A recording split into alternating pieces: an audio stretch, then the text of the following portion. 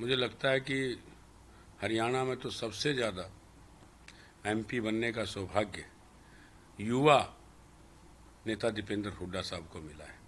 आज करनाल से वो अपनी यात्रा, जन जागरण यात्रा कहूँगा मैं, हरियाणा की जनता को जगाने के लिए और इस भारतीय जनता पार्टी के 10 साल का हिसाब, हरियाणा मांगे हिसाब के बाद उसमें वो पूरी यात्रा 90 की 90 विधानसभाओं में करने जा रहे हैं और उसका फल भी मिलेगा, क्योंकि हरियाणा की जनता ये पूछना चाहती है भारतीय जनता पार्टी की सरकार से कि आपने 10 साल में क्या किया।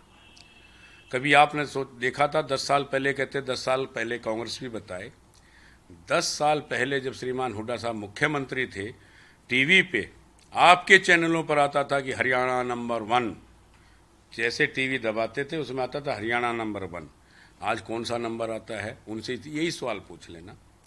खेल से संबंधित हो, हमारे खिलाड़ियों ने पूरे देश का नाम रोशन किया और उनके साथ इन्होंने क्या किया, कैसी क्रूरता की, पूरा देश जानता है।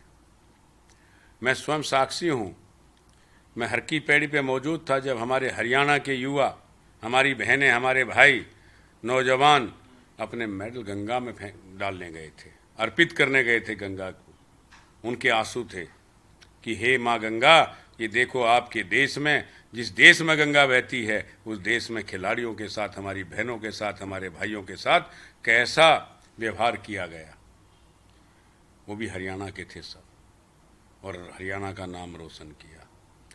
और आप रोजगार की देख लीजिए, हरियाणा में लाखों, 2 लाख नौकरी आज भी रिक्त हैं, चाहे शिक्षा विभाग हो, परिवहन विभाग हो, सिंचाई विभाग हो, स्वास्थ्य विभाग हो, कोई भी विभाग आप पता कर लें, वहाँ पता लग जाएगा कि कितने रिक्त खाली पद हैं। क्या कारण है, क्यों नहीं भरे गए? क्या हरियाणा में बेरोजगार नहीं है? हरियाणा में पढ़े लिखे लोग नहीं हैं? मैं पूछना चाहता हूँ आपके माध्यम से, आज ये हरियाणा में कभी जातिवाद का जहर, कभी धर्म का विरोध। आप अभी उपचुनाव देखा होगा आपने, पूरे 13 उपचुनाव थे देश में, कुल 2 सीट भारतीय जनता पार्टी को मिली है, 10 सीटें कांग्रेस अलायंस को मिली हैं। और मैं सबसे बड़ी बात कहना चाहता हूँ, जहाँ ये भगवान की बात करते हैं वहाँ भगवान ने भी इनको प्रसाद दे दिया। बद्रीनाथ जैसे धाम में आज कांग्रेस जीती है।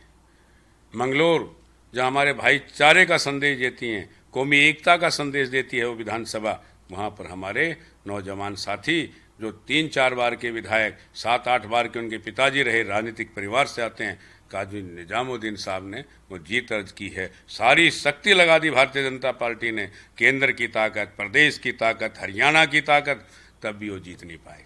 लेकिन सर वही बात करें, जिस तरीके से मेयर जो बीजेपी में शामिल हुए, क्या लगता है कि इसका असर आने वाले विधानसभा? कोई असर नहीं पड़ेगा।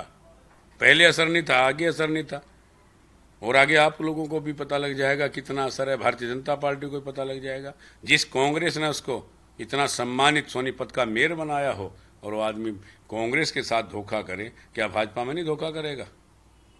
लेकिन अब ये जुमलेबाज है ना, कोई न कोई नया जुमला उसको दे दिया होगा। सब बजट भी आने वाला है, बजट में कौन सी ऐसी मांग होगी जो आप संसद में उठाते हुए दिखाई देंगे? देखिए, बजट ये हरियाणा के साथ भेदभाव करते हैं, इनकी सरकार है।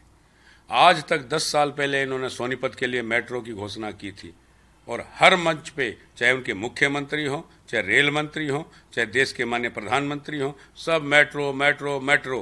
और धरातल पर क्या काम किया ये लोकसभा में मैं पूछूंगा, बताएंगे क्या काम किया है।